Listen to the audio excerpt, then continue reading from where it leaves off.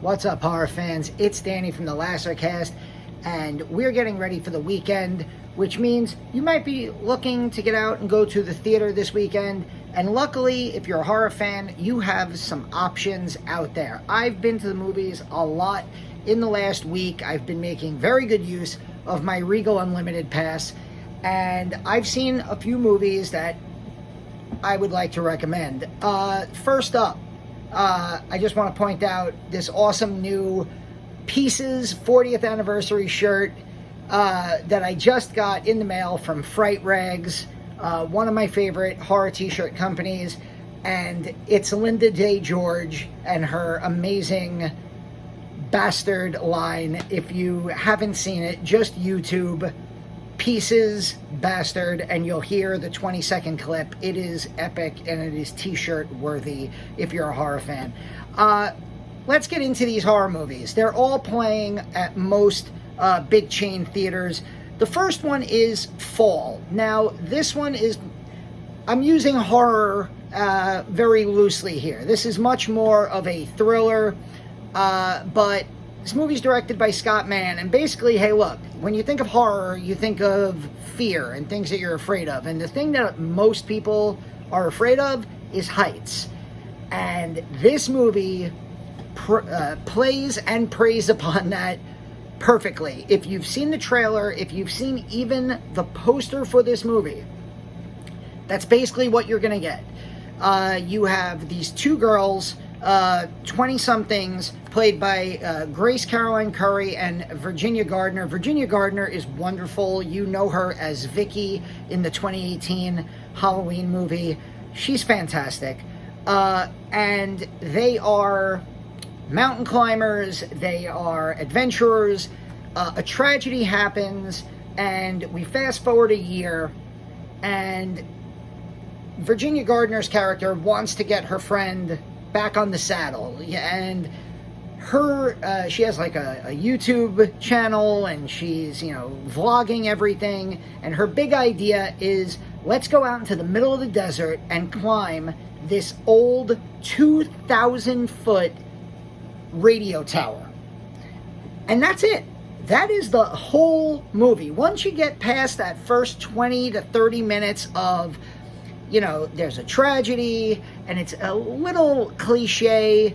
Once you get past all of that setup, it's basically two girls climbing up a 2,000-foot tower, and then something happens where they have to get down, and the way down is very difficult. It's not as easy as just climb back down the steps. If you have acrophobia, if you are afraid of heights, this movie will fuck with you. This movie reminded me of a documentary that I saw called Free Solo, about people who literally climb mountains without ropes. And I almost had to pause that movie because it was just like my heart was racing watching these people climb mountains without, and it was a documentary, so I really didn't know if these people were going to live or die. Fall evokes a lot of that emotion. Is it a horror movie in the clinical sense of the word? No, but this movie preys on your fears, and yeah, like I said, the human interactions, the dialogue before and after they climb up, there's a lot of kind of cliche drama. There's a lot of, calling a voicemail of somebody who's passed, which is something you've seen in a lot of movies. There's the main character has a dad who she's they're on the outs with. Again, there's a lot. There's secrets that get revealed at the top of this tower. A lot of cliche dialogue in here, but the climbing up the tower and the scares of how are they going to get down, really, really cool. There's a good twist, which I won't ruin.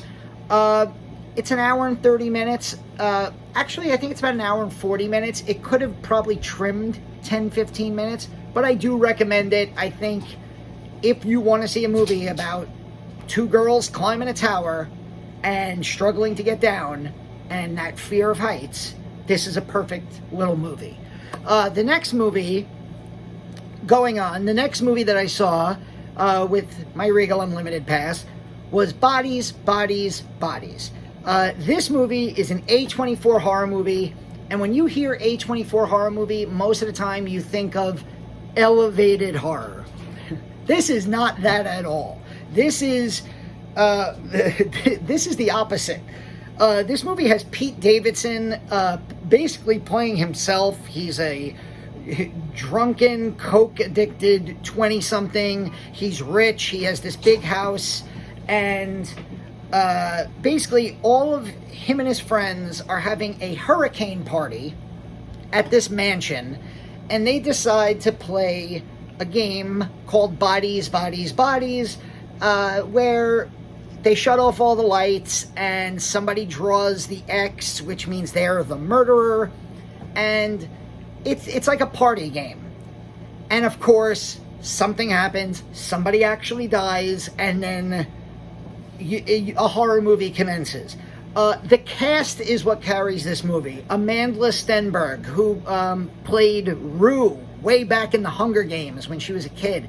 She is really good in this. Maria Bakalova, who was amazing in Borat 2, is really good in this. The standout for me was Rachel Sonnet. She's fantastic in this movie.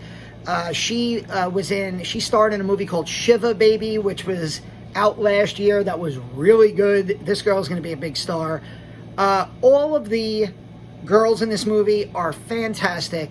Lee Pace is really funny in this movie. And for those of you who Pete Davidson rubs you the wrong way, he does not overstay his welcome. He's not too much. This is a very Gen Z horror movie. So if you don't like Gen Z, and if you don't like people talking about Gen Z type things like their online profiles, and the dialogue is very centered on that 20-somethings demographic. So an older horror fan who thinks they're going to see an old-fashioned 80s slasher, don't expect that. This movie, the best way I could describe this movie is, if you're a fan of the show Euphoria, and you liked horror movies like Ready or Not, or even, not even a horror movie, Knives Out. If you liked Knives Out with Daniel Craig and Ana de Armas, that plus Euphoria, and you have Bodies, Bodies, Bodies. This movie is much more of a whodunit with horror elements than it is a straight-up horror movie. And I found myself getting really into the whodunit aspect. Like, an hour and 20 minutes in, I'm sitting there going, I wonder who the killer is in this movie. And I was, like, trying to figure it out in my head. And when the movie ended, I was very pleasantly surprised, and I actually laughed a lot during this movie. I very much enjoyed it. It's very cliche of me to say, but Bodies, Bodies, Bodies was fun, fun, fun.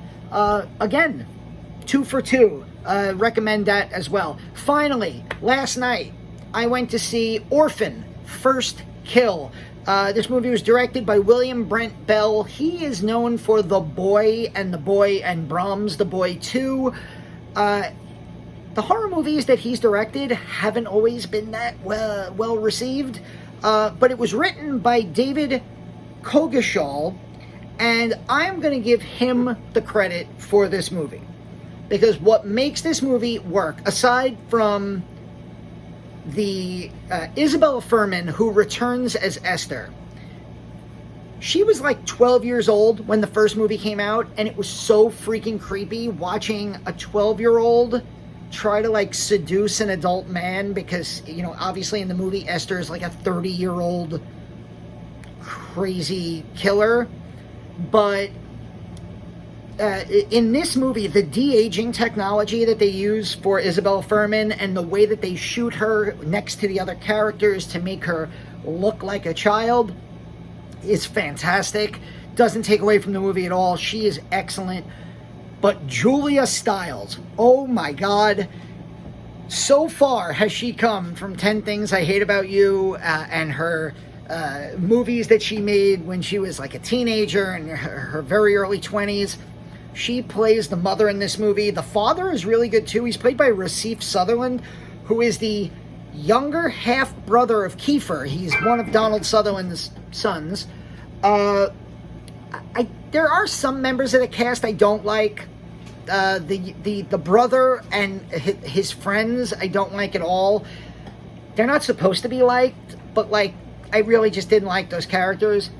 But I'm going to give a lot of the credit to the writer David Kogashall here, because when you make a prequel, a lot of times your movie falls into the trappings of a prequel. And by that I mean, okay, you know that there's another movie, so obviously the antagonist, the villain, has to win, because otherwise the first movie doesn't make sense. This is a prequel to Orphan, so we know Esther wins at the end. We know that going in. So how do you make the movie less obvious? How do you make the movie, have staying power for 90 minutes when you already know the end result? And he pulls out one of my favorite modern twists I've ever seen in a horror movie. About an hour into this movie, there is a reveal, which I will not say.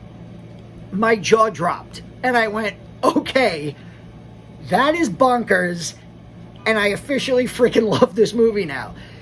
I really enjoyed the first half hour of this movie when Esther is in Europe and she's in the Sarn Institute and she's trying to escape from the mental institution up until the point where she is reunited with her family. And then I started to have some questions, like, this is all going too easy. I don't really get this. But then there's this twist, like I said, an hour in, and oh man, the movie comes full circle for me. It went completely bonkers, and I really ended up enjoying this a lot more than I thought I would. So I'm going to give the credit to the writer there. But again, Isabella Fuhrman is fantastic.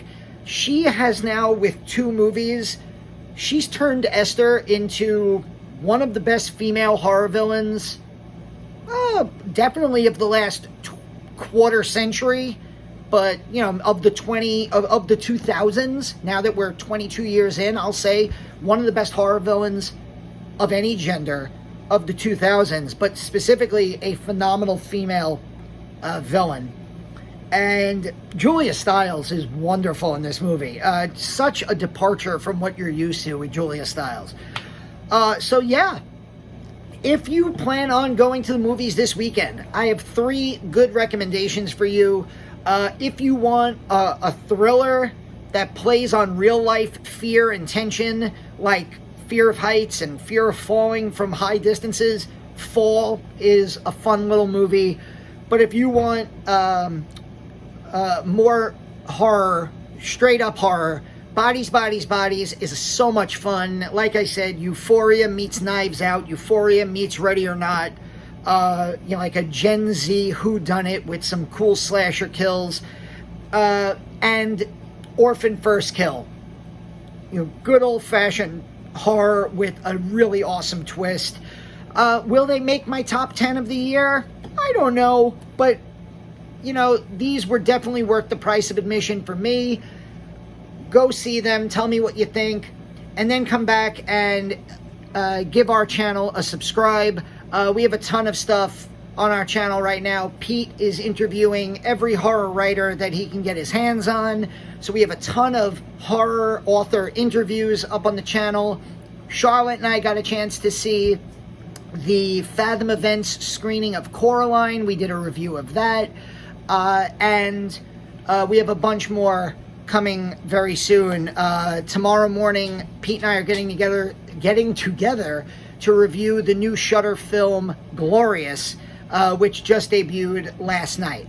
So hope you enjoyed this. Hope you go to the movies and see a few horror movies this weekend. This has been Danny from the Lasocast, and in honor of Fright Rags and my new shirt, Bastard!